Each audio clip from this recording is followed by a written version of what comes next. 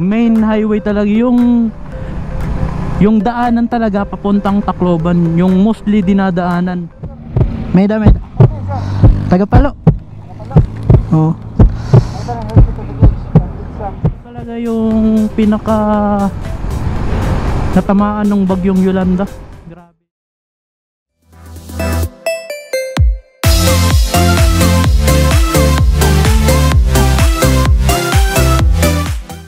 So magandang araw sa inyo guys.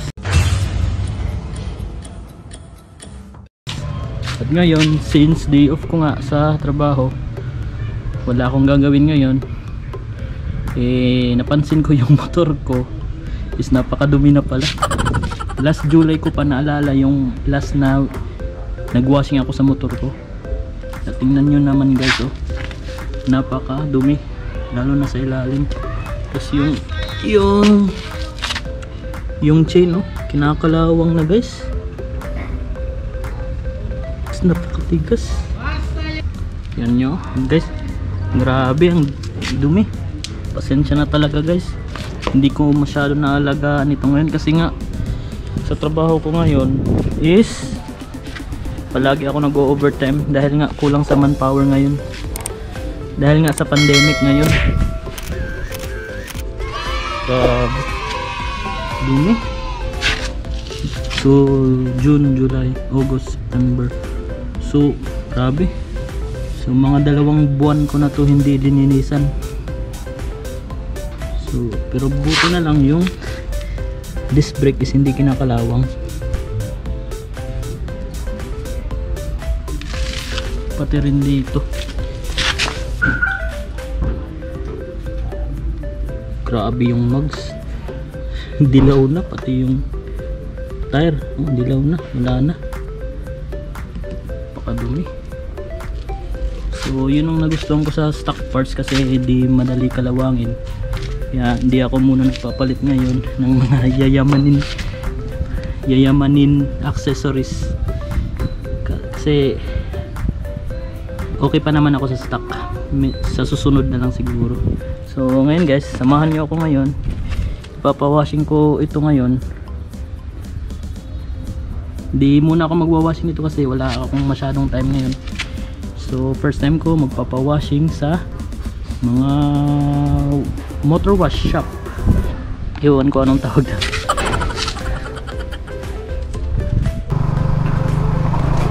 What's up guys, magandang araw sa inyo. Panibagong araw, panibagong vlog na naman. So ngayon, samahan nyo ako guys papuntang motor wash. Meron akong nakita ditong motor wash malapit sa amin. Sana maganda yung service nila. Kaya di naman natin malalaman kung hindi natin subukan. Kaya subukan natin guys. Kaya malapit lang talaga. Mga 1 kilometer lang. So di tayo masyado magpapagod ngayon. So medyo walang tao ngayon. Oops.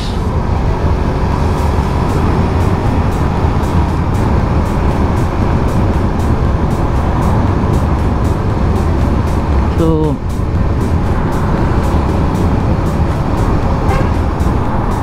medyo traffic din.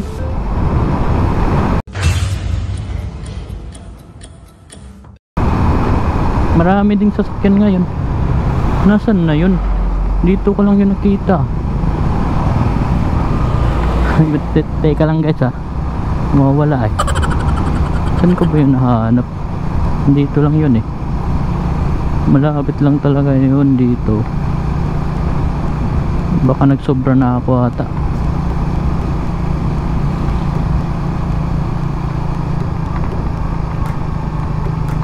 Ah, ito pala. Sana walang nagpapa-car wash para solo natin.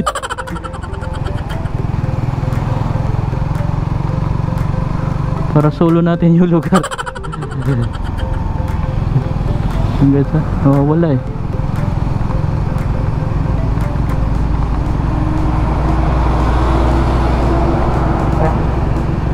Nasaan na ba yun? Nawala. Hindi. Yan. Hindi rin yan. Sumubra na ata tayo guys. Hindi ko nakita eh. Sumubra na nga tayo. Wala na yan dito.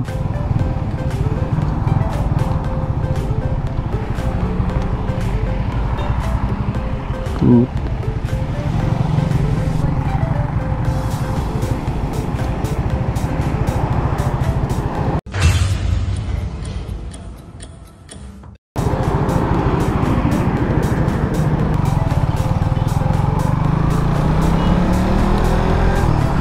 Nang guys, nawala ako eh. Saan ba yun? Halatang hindi ako nagpapakaroos talaga. Nawala nga ako eh. Saan na ba yun?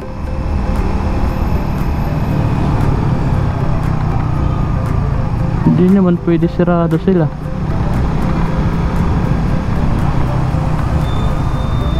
Saan ba yun? Hindi yun.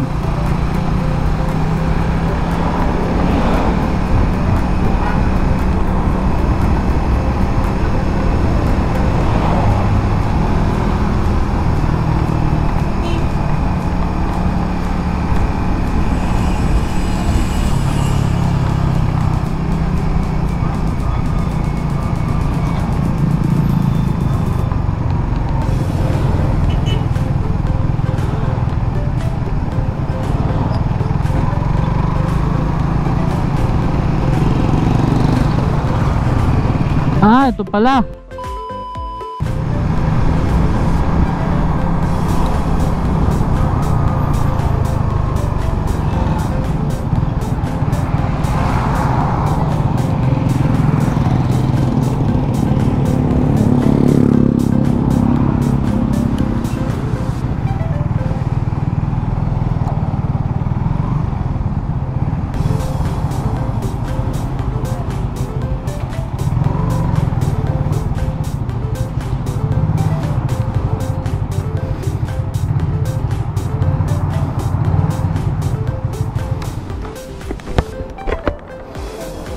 Pagpera. Ha?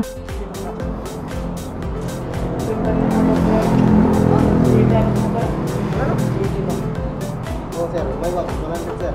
100? May wax? Sige, sige. May wax na lang.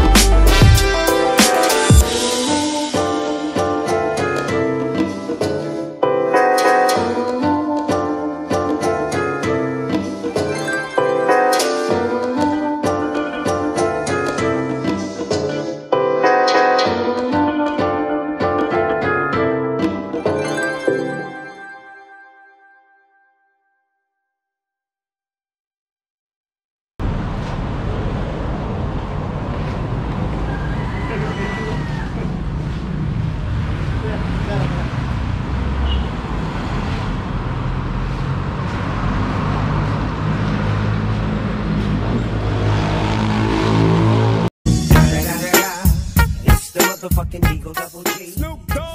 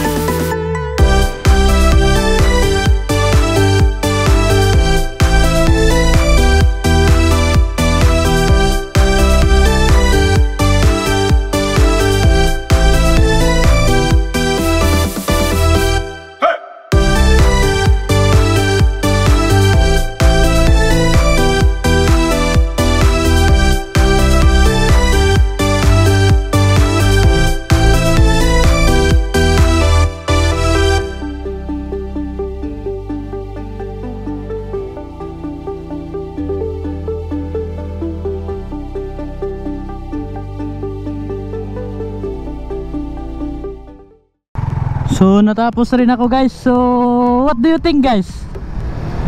Maganda ba yung service nila? Kasi napansin ko pinagtulungan ng tatlo eh.